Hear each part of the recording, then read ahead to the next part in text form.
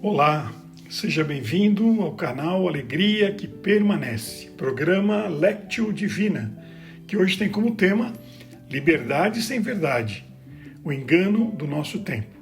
Como enfrentar a tentação no meu deserto interior. Nosso objetivo é oferecer um tempo de reflexão espiritual e intelectual. A Bíblia, lida na tradição viva da Igreja, pela patrística e escolástica, em diálogo com autores contemporâneos, sempre com finalidade devocional, existencial e formativa. O fio condutor é a restauração da alegria verdadeira, aquela que nasce do sentido, da verdade e da comunhão com Deus. Vinde, Espírito Santo, sopro que agora deseja recriar o nosso coração. Vinde, Espírito de verdade, que conduziste Jesus ao deserto e ali o fortalecestes na fidelidade ao Pai. Conduzi-nos também aos desertos da nossa alma, onde a liberdade é provada e o amor é purificado. Permanecei em nós, para que, unidos a Cristo, vençamos o mal com o bem e caminhemos para a vida. Bem, a tradição viva da Igreja, no primeiro domingo da Quaresma, oferece-nos um raio-x da alma humana. Não fala só de um pecado antigo ou de um deserto distante. A liturgia fala do drama interior que temos explorado tão profundamente nas Lectio. Liberdade, decisão, graça, recriação do coração. A Lectio Divina de hoje trata do tema do paraíso ao deserto, o drama da liberdade e a recriação do coração. A primeira leitura está em Gênesis, capítulo 3, destaca o verso 6 que diz: Viu que seria bom comer da árvore, pois era atraente para os olhos e desejável para se alcançar conhecimento. O Salmo é o 51, verso 3. Destaco: piedade, ó Senhor, tende piedade, pois pecamos contra vós. A segunda leitura está em Romanos 5, destaca o verso 15, que diz: a transgressão de um só levou a multidão humana à morte, mas foi de modo bem superior que a graça de Deus se derramou em abundância sobre todos. E o Evangelho é segundo Mateus, capítulo 4, verso 4, que diz: não só de pão vive o homem, mas de toda a palavra que sai da boca de Deus. A palavra-chave que o Espírito Santo gravou na tradição é coração novo, no grego cardia kainé, a recriação que transforma o coração rebelde em coração obediente, de Adão caído a Cristo vitorioso. Se essa palavra toca você, não deixe que ela morra aqui. Quando você curte, se inscreve no canal e compartilha, você está ajudando essa mensagem a chegar a quem precisa reencontrar sentido, verdade e alegria. Iniciamos a meditatio, a meditação como uma palavra que toca a vida. Então vimos em Gênesis, no capítulo 2, versos 7 a 9, 3 de 1 a 7, a queda que revela a fragilidade do homem. O texto que meditamos é a arqueologia do pecado. A serpente não é personificação do mal, mas instrumento de tentação. A criatura mais astuta, diz o verso 1 do capítulo 3 de Gênesis.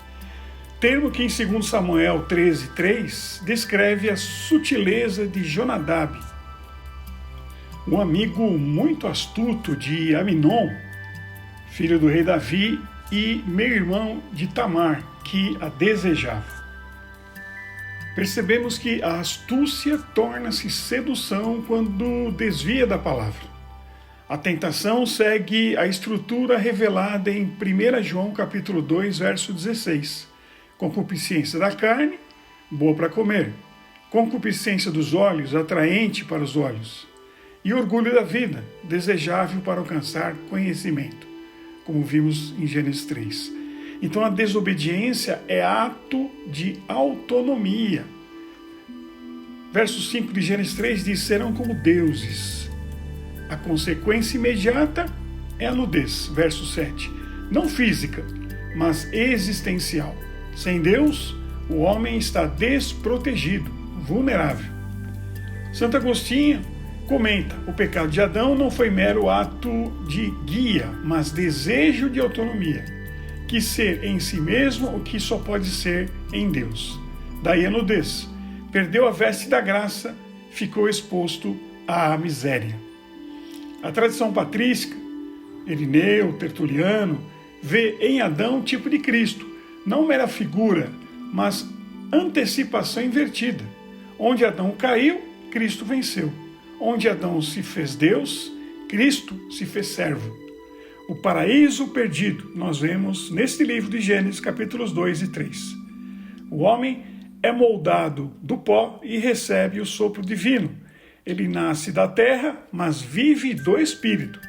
O pecado não começa com a transgressão, começa com o olhar. Viu que seria bom, atraente, desejável. Então a tentação é teológica antes de ser moral. Sereis como deuses. Os padres no período patrístico viam aqui a raiz de todo o pecado: não confiar na bondade do Criador. Santo Irineu de Lyon interpreta a queda como impaciência filial. O homem quis antecipar pela força aquilo que Deus queria dar pela graça. A liberdade chega ao extremo de cortar a própria fonte da vida. E o resultado? Perceberam que estavam nus. Santo Agostinho dirá: a nudez é símbolo da desordem interior. Quando o homem rompe com Deus, perde a harmonia consigo mesmo. Sem Deus, o homem não se torna maior, torna-se frágil. No Salmo 50, 51, vemos a piedade que recria. O Salmo é confissão de Davi após o adultério com Betsabé, como vemos em 2 Samuel 12. A estrutura do Salmo é processo de purificação. Vemos a confissão dos versos 3 a 6, que é o reconhecimento do pecado, a purificação dos versos 7 a 12, lavagem, criação, renovação, e a restauração dos versos 13 a 19 do Salmo 50 ao 51. O Espírito novo, comunhão restaurada. O verso 12 é teologicamente decisivo. Diz: criai em mim, ó Deus, um coração puro e renovai dentro de mim um espírito firme. O verbo bará, criar, é prerrogativa divina. Só Deus cria, ex nihilo. O coração novo não é reforma, mas recriação. Santo Tomás de Aquino, na Suma Teológica, ensina: a justificação do ímpio é a maior obra que a criação do mundo, porque implica ordenação ao fim sobrenatural. Deus não apenas restaura o ser, mas eleva-o à participação da natureza divina. Garrigou-Lagrange, em A Vida Sobrenatural, desenvolve: o coração puro de que fala o Salmo é condição da visão de Deus, como vemos em Mateus 5,8, as bem-aventuranças. Mas este coração não é conquistado, é recebido. A graça santificante é hábitos, presença divina, que transforma as potências. Nós vemos ainda no Salmo o clamor do coração ferido. Aqui surge a primeira luz, a consciência da miséria. Criar em mim um coração puro. A palavra hebraica sugere criar do nada. Não é reformar, como dissemos, é recriar. Santo Tomás de Aquino ensina que a graça não é apenas perdão externo, mas nova forma do ser, participação real na vida divina. Garrigou-Lagrange aprofunda: a graça santificante não cobre a ferida, ela transforma ontologicamente a alma. O Salmo não pede consolo, pede recriação. Em Romanos, segunda leitura, capítulo 5, de 12 a 19, vemos a superabundância que vence. Paulo desenvolve a tipologia adâmica em contraste quantitativo e qualitativo. Vemos Adão o transgressor, Cristo obediente. Adão, uma condenação para muitos, através dele, Cristo, através da sua vida e obra, justificação de muitos. Adão gerou a morte, Cristo gera a vida. Adão introduz o reino da morte, Cristo o reino da graça. A expressão do verso 20, superabundou, revela que a graça não apenas equilibra o pecado, ela transborda.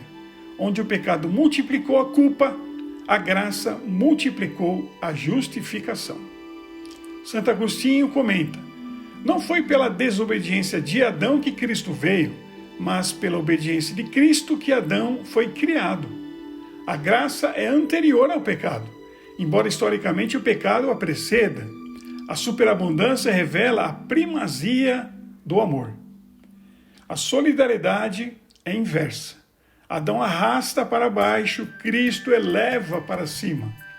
A decisão livre permanece em ambos, mas a graça torna a obediência possível e fecunda.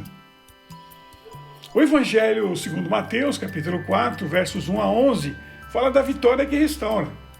O deserto é campo de batalha interior. Vemos no Êxodo Israel errante, vemos em 1 Reis 19 Elias fugindo, vemos João Batista pregando no deserto e Jesus repete a história de Israel, mas fielmente. O deserto vitorioso. Jesus, conduzido pelo Espírito, entra no deserto. Adão caiu no jardim das delícias. Cristo vence no lugar da aridez. As 3 tentações de Jesus no deserto sintetizam a história humana. O pão, que é absolutizar o material. O espetáculo religioso, a segunda tentação, que é usar Deus. E a terceira tentação fala de poder e domínio, que é adorar o sucesso. São João Crisóstomo observa que o demônio não tenta Jesus com o mal evidente, mas com o bem desordenado. Jesus responde sempre com a palavra. Raniero Cantalamessa afirma que a tentação fundamental é redefinir a filiação divina. Ser filho não como obediência amorosa, mas como poder autônomo. Jesus recusa. Ele não transforma a pedra em pão. Ele transforma o deserto em lugar de fidelidade. Então, o drama é interior. O mal não começa no mundo, começa no coração. A tentação moderna é a mesma do Éden. Autonomia sem referência, liberdade sem verdade, plenitude sem obediência. Nós vemos o psicólogo e escritor Byung-Chul Han, que fala da vida que recusa toda dor e se torna coisificada. A tradição cristã ensina: a fuga da cruz gera esterilidade espiritual. Outro aspecto é a liberdade que precisa ser curada. Para Garrigou Lagrange, a maior escravidão não é externa, mas a inclinação desordenada do coração. Adão representa essa inclinação. Cristo inaugura a liberdade obediente. A verdadeira liberdade não é fazer o que quero, é querer o que Deus quer. Um outro aspecto é o discernimento pela palavra. Jesus não dialoga com a serpente, ele proclama a Escritura. A palavra, então, é critério de realidade. Sem ela, chamamos desejo de necessidade. Confundimos grandeza com poder. Transformamos Deus em instrumento.